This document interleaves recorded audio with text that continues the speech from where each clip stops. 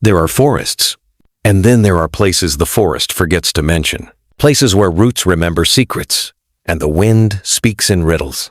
Oba, son of a hunter, grandson of a legend, had stepped into such a place, and it had been waiting for him. He had passed the outer trees. He had walked beyond where the sun reached. And in that stillness, something found him.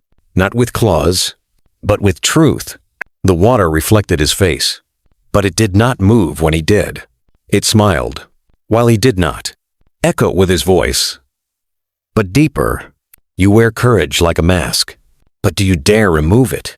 And suddenly, it was standing not in the water, but before him. The echo, not a creature, not a shadow, but a spirit made from his own soul. It looked like him, but heavier, darker. Burdened by memories Oba tried to forget. You walk with your father's name, but your feet are unsure. Your fire burns, but whom does it warm? Oba grips the lion tooth around his neck, the one his father once wore, and said, I walk with fear, but I walk anyway. And that was enough. He had spoken truth, and the forest had heard him. A figure emerged, tall, wrapped in bark, face shadowed, hands glowing with ancient symbols. The forest guardian said, few pass the test of echoes. Fewer still are chosen. Oba stood tall, but his breath was heavy. This was not the end, only a beginning. You walk the forest. But do you know its name?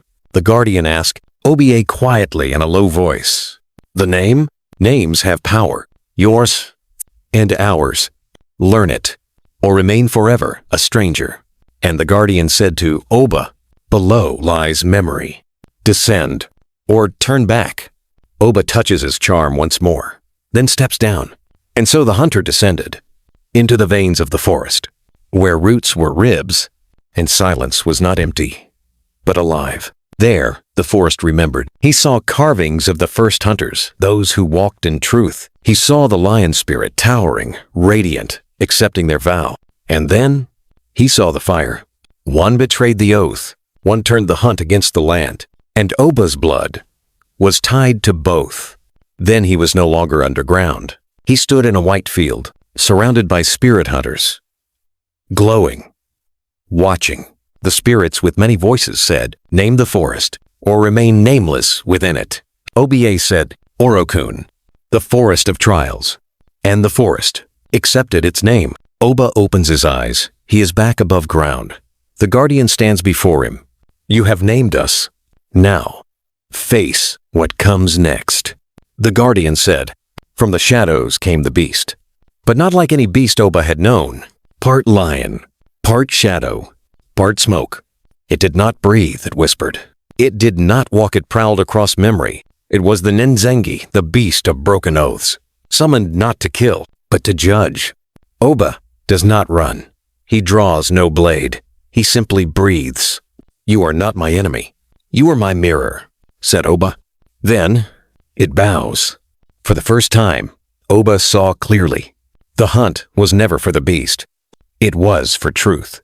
And only those who stand in truth survive it. The guardian steps forward, a faint smile in his voice, and said, Echo, name, beast. You have walked all three. You are no longer visitor. You are voice. Oba stands tall. The forest sways around him, not in threat, but in recognition. And so Oba, the hunter, became something more. A memory in motion. A name spoken by trees. A story passed in whispers.